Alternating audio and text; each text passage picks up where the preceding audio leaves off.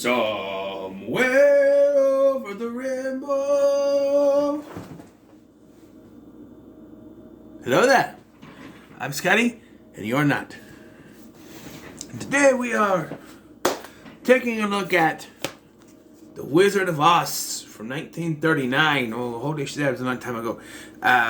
Movie I grew up with, of course.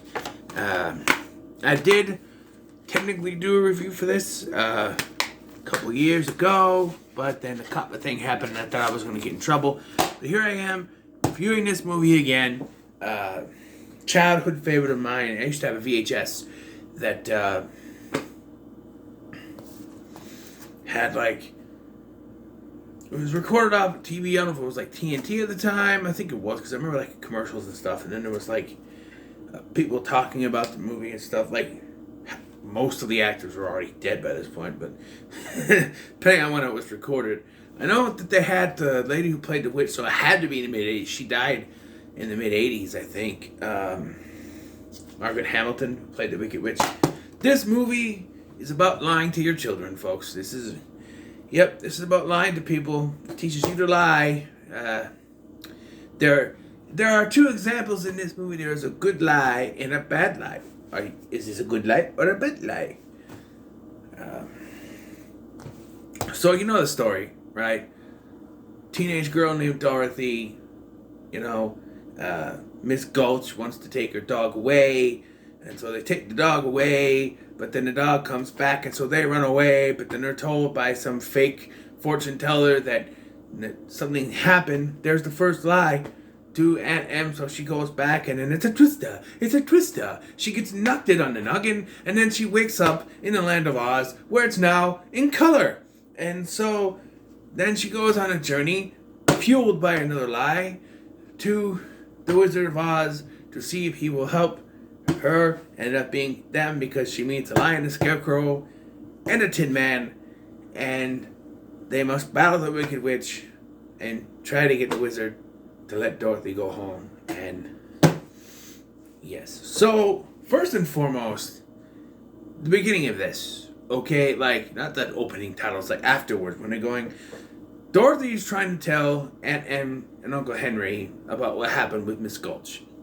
They're ignoring her because they're trying to count the chickens, right? They're trying to count the chickens because they're going to move them or something. She keeps interrupting.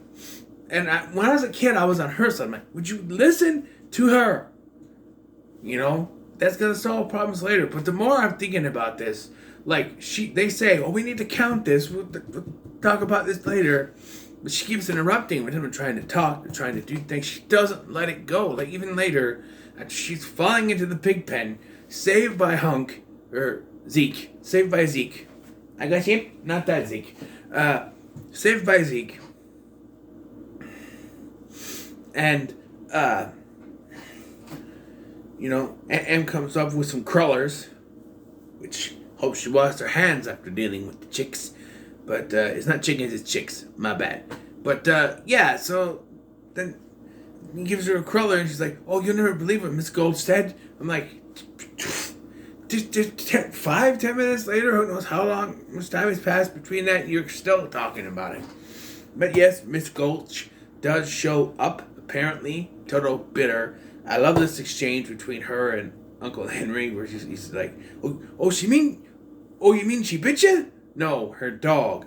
Oh, she bit her dog, eh? And then he hits her in the butt with the gate. No. And something interesting crossed my head here. Like, she says, she has a letter from the sheriff saying that they have to give her the dog. I'm like, why isn't the sheriff in this? Like, why isn't the sheriff there? Other than, the only thing I can think of is that, well, then how would Toto run back? He could still escape. Like when they go to take him out of the car, it bits him, runs off. That sort of thing, who knows? But would have been interesting because all of the characters in Oz, the important ones, are all, they're all different versions of people she already knew. Like the Tin Man, the Scarecrow, and the Lion are Hunk, Zeke, and Hickory. The Wicked Witch is Miss Gulch. The only one that why wasn't Glinda and M? They could have put old lady makeup on the actress who played Glinda. Who knows? Actually, something I should note: the Tin Man was originally going to be Buddy Ebsen from Beverly Hillbillies, but he had an allergic reaction to the makeup. So Ray Bolger, or is it Ray Bolger, or is it whoever? Jack Haley. That's right, Jack Haley. Ray Bolger is the Scarecrow. Jack Haley took over the role. Yes, after Toto comes running back. Yeah, okay, I was in the middle of a sentence here. Wouldn't it be something if they had the sheriff in the movie, and you didn't have to cast a new actor. Just have him be played by the same guy who plays the head Winky guard, Or something else I thought of later. What if the actor who played Uncle Henry also played the Winky guard?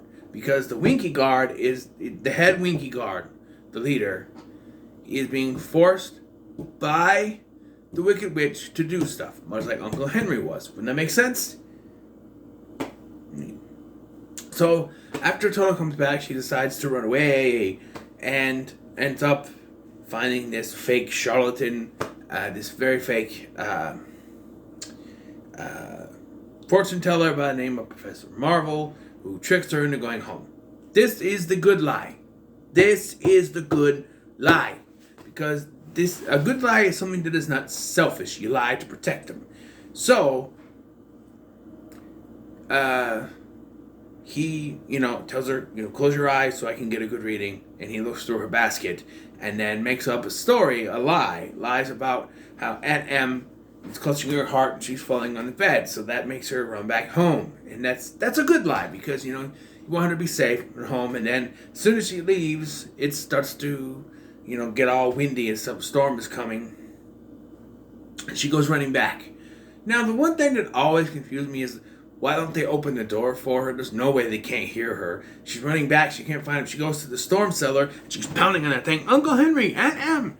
They don't open the door. Why don't they open the door? It doesn't make any sense. They should hear. They gotta be right there. They should be able to hear her banging on the door, but they don't. She goes back in the house. That's when the window bursts open, knocks her in the noggin, and then we get and we get the whole tornado thing. There's some old lady, two guys in a rowboat. Those are never explained. But then you see Miss Gulch turn into the Wicked Witch. And this has always been something that kind of bugged me, this shows you that it's not real. Beyond, knocking a noggin on the head, you could also say, oh, she's got knocked down. But, you see Miss Gulch turn into the witch. And in my eyes, that's like saying, oh, so this isn't real. If you see her turn into the witch, or is it a trick? I don't know. She lands in the land of Oz, and everything goes from sepia tone to color. Bright-ass color. And I should note that for some reason, the Blu-ray in this 4K thing is standard definition. It's one of those things where they take, when it was in standard definition, and they just tweak it to make it look better. The problem with that is, I've seen an HD version of this movie on TV before.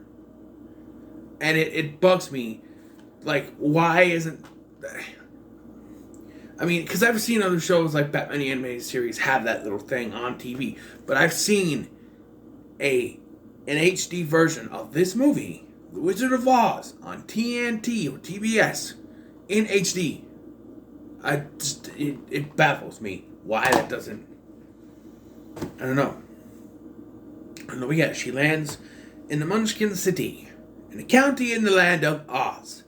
And she meets Glinda the Good Witch, who lies to her, and this is the bad lie. Okay? So here's the thing.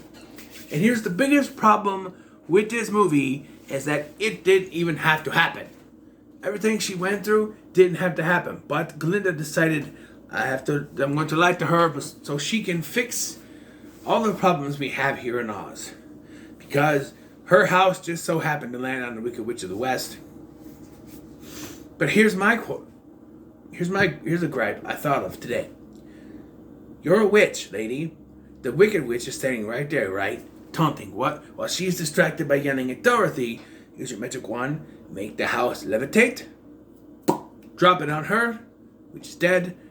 Be like, oh, thank you for distracting her. By the way, tap your heels 3 times and go home. You had the power to squash her with the house. Use your magic wand. And then tell her she can go home. No, because she gotta learn a lesson or something in it. Yeah, she tells her, she lies to her face, where she's like, well, I want to get home. She goes, well, I don't know how you get home. How you can get home. But the wizard might. So now she has to go on a journey to get to the wizard. I do like the Munchkin dance, the Munchkin songs. Ding dong, the witch is dead, the go witch, the wicked witch. Ding dong, the wicked witch is dead. I like that song.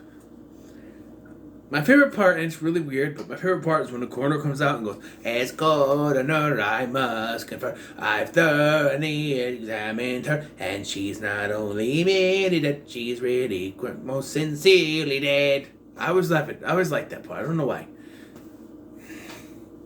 But yeah, there were actual real people, and let's cut the cheddar here. No, there is no Munchkin hanging themselves in the back of one of the shots. Alright? It's just a prop that fell. There's not a hanging Munchkin. No. I've watched this movie a million times, and there's something back there, but it ain't no Munchkin that hung themselves, okay? But yes, so now she goes on a journey. She meets the Scarecrow, who doesn't have a brain, but can still talk, walk, and move. People, if you don't got a brain, you're a vegetable. And they balance this by just having him fall down a lot. Okay. But the Scarecrow is one of my favorite characters. I don't like that the live version made him a love interest for Dorothy. Yeah, there was a Wizard of Oz live, Wizard of Oz in concert, Dreams Come True, whatever it is. They did back in the 90s with Jackson Browne as the Scarecrow and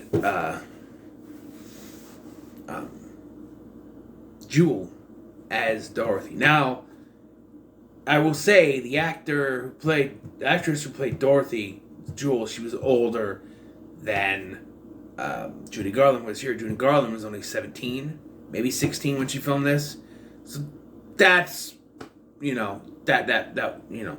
But in the live version, there's an they extend the songs, and the extended version of If I Only Had a Brain, Scarecrow says, and perhaps I'd deserve you and be even worthy of you if I only had a brain. And that one always made me scratch my head like, wait, there's supposed to be love interest? She's like 16. That ain't, it's even a thought of the character. I don't know, but the Scarecrow's the dude made of straw anyway, who knows. But anyway, they agree to go see the wizard, and my thought process has always been, well, she's on her way to see the wizard about going home. She's already pushing her luck, and now she's picking up these other 3 for favors for them too. They're just lucky the wizard didn't tell them to fuck off, you know what I mean? So she gets the Scarecrow. Oh, you come meet the wizard, maybe he'll give you a brain. So they go down and they find the Tin Man, and he's all rusted over because he was chopping down trees and stuff, and there's nothing there that looks like it was chopped down. Although it has been a year, I guess. It started to rain. Wouldn't you look outside to see what the weather's like before you go out? Sometimes the rain can sneak up on you, but still, I don't know. And he rusted over. And no one else has walked down that path and saw him or even cares, maybe. But no, and he used the oil can, and they unrust him, and they get on the merry way. He doesn't have a heart. There's echoes in there. And so now the wizard's going to give him a heart. So they make it to the forest, and that's where we get the Cowardly Lion. Played by Burt Lauer, who's the only actor I've mentioned of the 3, so I had to mention. And yeah, he needs courage. or The Knife. And there is an extended version of that in the live version too. Nathan Lane sings. But I don't remember, but like they add certain things, but there's an extended version of each one. The Tin Man's is basically the same, but it's sung by Roger Daltrey, so it's like a rock and roll version. And then Nathan Lane does the Lion one, and it's a little bit extended a little bit, but yeah. So they make it there. There is a thing before they get to the line. I gotta mention that the witch shows up. Play ball, Scarecrow, and but they're able to get away from her. Then the lion, and then they make it, and there's a field of poppies, which Oz the Great and Powerful kind of retconned about. And here it's quite obvious that she puts a spell on the poppies here. But in the Oz of Great and Powerful, which is a prequel, the poppies just make you go to sleep. Like they already do that. I don't know. But, yeah, so they fall asleep, and the only ones that are affected are Toto, Lion, and Dorothy, which makes sense. But then, that doesn't make any sense later because, the Tin Man starts to cry. How can you cry if you're made of tin? Doesn't make... Oh, don't cry, you'll rust yourself again. Wait, how can he cry? It doesn't make any sense. And later, the Scarecrow was crying at the end of the movie. I'm like, how did they cry? We already showed you that they're not human. That's why they weren't affected by the poppies. Yet, they're crying. I don't know. But because Glinda, she should be the wizard, you know what I mean? But she uses power to make it snow, and that somehow makes it so that the poppies don't work anymore, and so they make it to the city, the Emerald City, and this is where we get the second appearance of the actor who plays the wizard.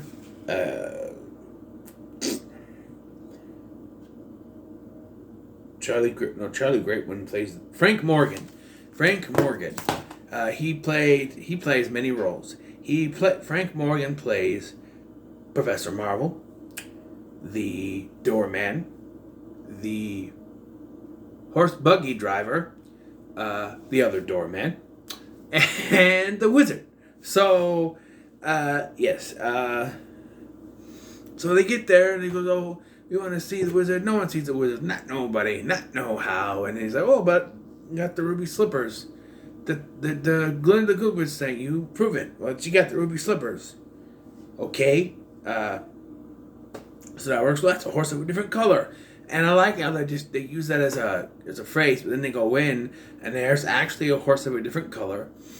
And the thing's also driven by Frank Morgan playing a different character. And they go and they get all gussied up. And what got me this time was I'm like, wait a minute, they get all gussied up and everything, but then they're getting told no. So they got gussied up for no reason.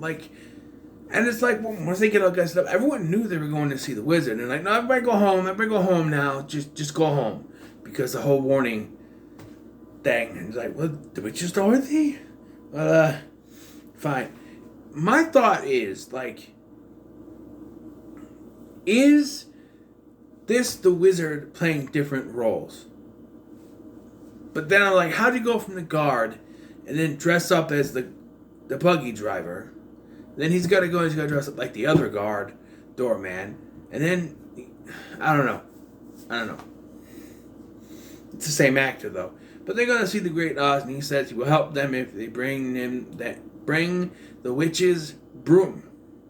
So, they go to do that, and they go into the dark forest. And this is where we see the scene with Scarecrow holding a gun. But do we get I need to talk about a deleted scene that they actually added back into the live version, where it was actually never filmed. I think they had an animated storyboard for it in this. sing-along feature and more. There's nothing specifically, but I think they have like an animated scene for it. But there was a line that, in hindsight, should have been taken out. But the Wicked Witch says, "Don't worry about them. I've sent a little insect to keep them busy." And I'm like, and that line is always bugging me. I'm like, what insect? But then you get the live version. Apparently, it's a jitterbug that will make them dance and distract them so that the flying monkeys can come in and attack them. Which happens, but we don't see the jitterbug part. They cut it out. In hindsight, they probably should have got that line out that she says about the insect, because it doesn't really make any sense that she says it. But they captured Dorothy and her little dog Toto too, and then we get the part of the plan that always confused me the most. She says, give me the slippers or I'll kill Toto. And so she's okay, take them, but it shocks her. And she's like, I should have known. I'm like, well, yeah. And then, she's like, okay, you have, pretend this is the thing, you have till the sand falls down, and then you're dead. And I'm like, wait, how does that thing dictate when she dies, and how powerful is it? Because they come and rescue her, right? And take her out of there just as the last one's about to drop. But how does that not affect her? Just leaving the room? Jump out the window! I mean, come on! I know she's on the second floor, but she could try to climb out the window if that's the, Yeah, because Toto gets out, he goes, and he finds the other three who dress as Winky guards. And they rescue Dorothy, but they're not able to get out because the Wicked Witch surrounds them with the Winky guards. Yes, that's what they're called. You enjoy your laughing every time I say the word Winky. But yeah, and I always, it's an accident. The witch's death is an accident. And I always forget that. But she sets the Scarecrow on fire, and he's going like this, and that's when the Tin Man takes the water, or Dorothy takes the water, splashes it, and it hits her. She's like, oh, what a world. And she melts. And like, you melted her. And basically like, oh, we hated that bitch, basically. But yeah, and they give her the broom, and they go back, and then the Wiz found out the wizard is a fake, which I will say that Oz the Great and Powerful has kind of redeemed the wizard. There's a reason why he did it. He had to make it appear as if he died so he could become an all-powerful thing. So they think, but then at the end here, they're just all out there, and he's waving, and it's like, wait, no, because they don't know that he's human. Only a select few, Glinda knew he wasn't human. That he was human. Glinda knew, and the one Tinker guy knew, because he built the whole thing. So yeah, and the monkey, which is somehow not here anymore. I don't know, but little porcelain girl, they knew, but I don't know. Yeah, so basically the whole speech that the wizard gives is you don't need brains, you already got them. Basically, he's like, back where I come from, we have universities, and people there are no smarter than you are. And it's like, yeah, okay, everyone is stupid. Here, have a diploma. It says you're smart. The Tin Man, he needs a heart. Oh, here, you have a clock. It ticks, because it's a clock.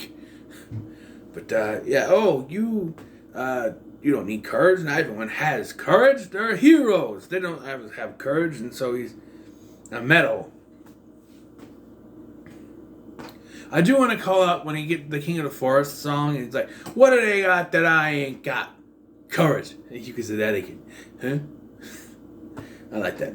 And then, there's nothing in the bag for me, says Dorothy, but they're going to take the balloon and they're going to fly off. And if that's how it ended, I think it would be a better ending for me. But because Toto chases after a cat, she has to go out after him.